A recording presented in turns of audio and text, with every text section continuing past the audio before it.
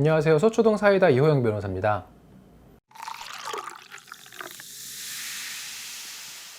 오늘은 많은 분들의 공분을 사고 있는 사건이 있어서 이야기를 해보려고 하는데요. 고액 체납자 얘기입니다. 한때 63빌딩을 세울 정도로 잘 나가던 회사가 있어요. 신동아 그룹인데 IMF로 해체된 이 그룹의 최순영 전 회장이 호화로운 고액 체납자로 살고 있다는 뉴스 보셨나요? 최 전 회장 같은 경우는 2006년에 재산을 해외로 도피시켰다라는 혐의로 징역 5년에 추징금 1,574억을 확정받았어요. 2년 뒤에 사면됐고요. 국가에서 총 1억 3,163만 원 상당의 금품을 압류했는데 그거 외에 최 전 회장이 직접 자기 손으로 납부한 추징금은 없다는 거예요. 2020년 12월 6일에 국세청에서 고액 상습 체납자 명단을 공개했는데 3위로 이름을 올렸어요. 지금 추징금이 1,000억 원이 넘고 세금까지 더하면은 2,610억 원 정도를 지금 국가에 납부를 해야 되는데 안 내고 있는 거예요. 최 전 회장은 자기가 빈털털이어가지고 세금을 못 낸다는 건데 이분이 얼마나 빈털털이냐? 실거래가가 31억 원이 넘는 강남의 한 고급 빌라에 살고 있고요. 운전기사도 두고 있어요. 이 빈털터리께서. 그리고 횃불재단이라는 기독교 선교단이 무상으로 빌려준 거라고 하는데 이 횃불재단의 이사장이 누구냐? 최 전 회장의 아내예요. 최 전 회장이 이렇게 뻔뻔하게 나오는 이유는 우리 법망이 부실해서인 것 같아요. 실제로 1년이 지나도록 2억 원 넘는 세금을 안 낸 고액 체납자들이 몇 명이냐? 38,000명. 이들이 납부하지 않은 금액은 37조. 어마어마하죠. 서울시 한 해 예산이 31조인데 체납자들이 안 내고 있는 돈이 이거보다 훨씬 많은 거예요, 지금. 이런 고액 체납자들에 대해서 우리 과세 당국은 어떤 조치를 취하고 있느냐? 일단 재산을 압류하죠. 체납 액수가 많거나 재산을 해외에 은닉할 수 있는 그런 사람들은 출국금지 요청을 하거든요. 고액 체납자들이 이렇게 뻔뻔하게 세금은 안 내면서 호화 생활을 계속 하니까 국세청에서도 이제 대책을 더 강화했어요. 은닉된 재산을 환수하기 위한 민사소송을 적극적으로 하고 세금을 은닉하는 체납자 그리고 이들을 도와주는 조력자들을 적극적으로 형사 고발하고 있어요. 그리고 올해부터는 고액 상습 체납자들에 대한 감치 제도도 지금 시행되거든요. 감치 제도는 되게 좋은 것 같아요. 사람이 이렇게 갇히면 돈을 내거든요. 문제는 2호인 것 같아요. 국세의 납부 능력이 있음에도 불구하고 정당한 사유 없이 체납한 경우인데 납부 능력이 있는데 안 내면은 압류하면 돼요. 근데 지금 문제가 되는 거는 납부 능력이 없는 것으로 보이는 경우예요. 뭐 전두환 씨나 지금 최 전 회장 같은 경우는 자기 명의로 재산이 없어. 그러다 보니까 납부할 능력이 없는 거고 법적으로는. 그래서 체납하는 경우인데 감치제도는 이분들한테는 적용을 못해요. 국세 납부 능력이 있음에도 불구하고라는 요건은 빼야 될 것 같아요. 왜냐면은 지금 우리가 진짜 문제 삼으려고 하는 사람들은 분명히 있는데 법적으로 그냥 아주 깔끔하게 은닉을 다른 사람한테 다 증여해버렸거나 이런 분들 같은 경우는 감치를 좀 더 적극적으로 활용할 필요가 있어 보여요. 예를 들어서 자동차세 안 내면은 번호판 떼가거든요, 요즘에. 그런 것처럼 다액의 국세를 체납하고 있는 사람들 같은 경우는 호화 생활을 못하게 하는 게 맞는 것 같아요, 제 생각에는. 그래서 뭐 골프장, 그 다음에 요트장 이런 데는 이용 금지 리스트를 만들어서 이들은 이용 못하게, 다른 사람이 돈을 대신 내줘도 출입을 못하게 해야 돼요.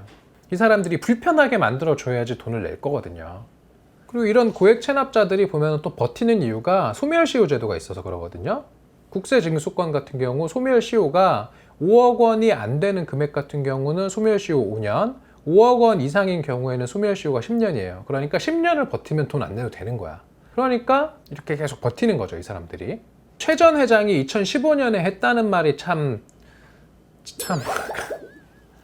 없으면서 편안하게 사는 법. 요즘의 노숙자들의 심리를 제가 알겠어요. 단 겨울에는 좀 추울 거란 말이에요.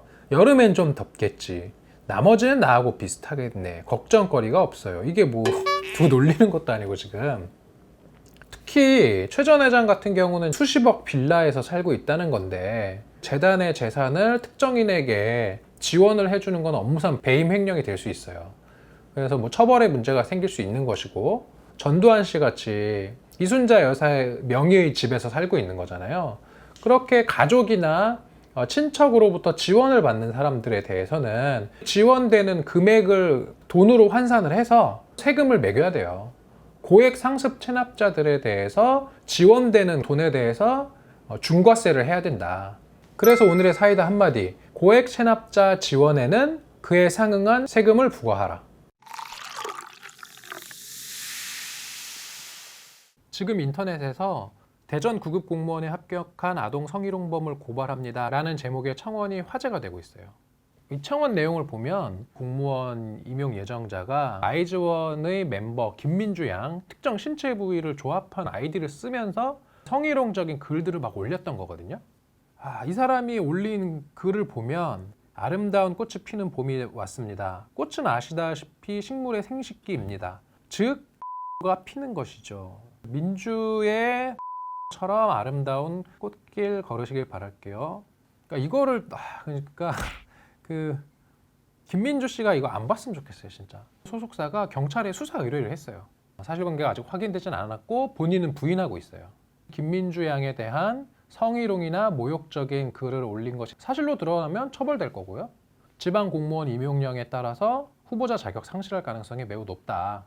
임용 후보자로서 품위를 크게 손상하는 행위를 함으로써 공무원으로서의 직무를 수행하기 곤란하다고 인정되는 경우, 극우 성향 커뮤니티에서 활동했다는 이력을 가지고 공무원 임용이나 또는 공공기관 직원이 될 수 있느냐 없느냐, 이런 논란은 어제 오늘 일이 아니에요.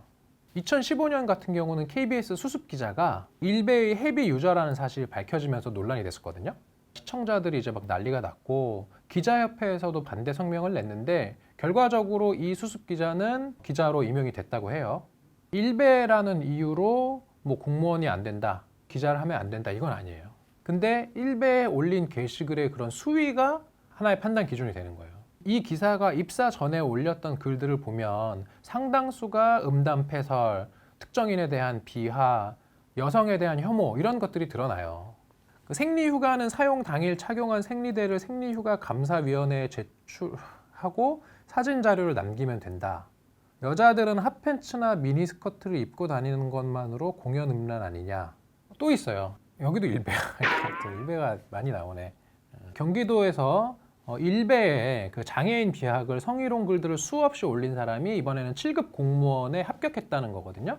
이러한 사실이 이제 국민청원을 통해서 또 폭로가 됐는데, 청원 글을 보면 길거리에 여학생들을 몰래 도찰한 사진 올려놓고 속된 말로 하고 싶다, 성희롱 글을 막 서슴없이 작성하고 미성년자 여학생들에게 접근을 해서 성관계하고 이 성관계 장면을 카메라로 촬영해서 인증글을 5차례 이상 올렸고, 외소증에 장애를 가진 분이 있었는데 이분을 뒤에서 몰래 도찰하고 자꾸 찍어대. 진짜.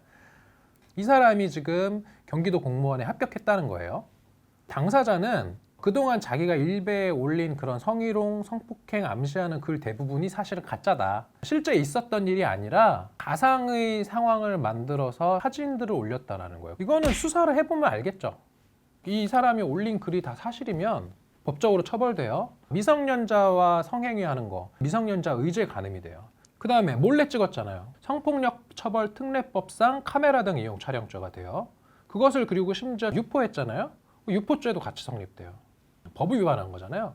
그러면 중징계 사유로 파면 사유라고 봐서 임용 후보자 자격 상실하는 거고, 이게 만약에 가짜다라고 하더라도 품위 손상 되죠. 이 정도면 완전 품위 손상하는 거지.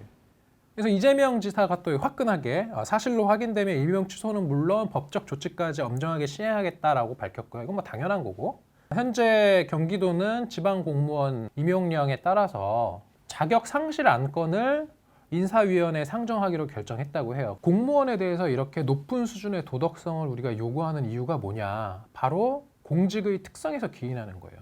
국가 공권력을 담당하는 사람들이잖아요. 공권력 행사 과정에서 국민, 타인의 권리를 침해할 우려가 항상 있어요. 가수 겸 배우였던 설리양이 극단적인 선택을 해서 사망한 그 과정에서 대단히 불미스러운 사건이 일어났었어요. 설리양의 사망 당시 내용을 담은 내부 문건을 외부에 유출시킨 2명의 소방공무원이 있었고요. 또 N번방 회원 중에서 경찰과 초등교사가 있었어요. 8급 공무원 같은 경우 N번방 운영에 가담하기도 했었거든요. 공익요원을 시켜서 정보 열람권을 이용해서 여성들의 신상 파악하게 하고 그 자료를 가지고 협박도 하고 나중에 성폭행도 하고 막 그랬어요. 이렇게 범죄에 국민의 정보가 이용된 거예요. 그래서 국민의 신상을 다루고 공권력을 행사하는 공무원에 대해서 엄격한 도덕성을 부여하는 이유가 여기에 있다. 임용이 지금 취소될 위기에 놓여 있는 이 경기도 공무원 예정자, 지금 인터넷에 이런 글을 올렸다는 거예요. 저는 평범한 학생으로 사태가 이렇게 커질 줄 모르고 행복한 날을 보내고 있었는데 큰 시련이 닥칠 줄은 몰랐다. 몰랐으니까 이런 일 했겠지. 근데 제가 하나 드리고 싶은 조언은 뭐냐면, 공무원 또는 공공기관에 취업 예정인 사람들은 진짜 조심하셔야 돼요. 평소에 말과 행동 이런 것들이 다 돌아온다. 그리고 일반 사기업 같은 경우도 요즘은 품위를 손상하면 브랜드에 타격을 주기 때문에 일반 회사에서도 잘려요. 다른 분들은 같은 과오를 저지르지 않았으면 좋겠어요. 그래서 오늘의 사이다 한마디, 내가 한 말과 행동은 다 나에게로 돌아온다.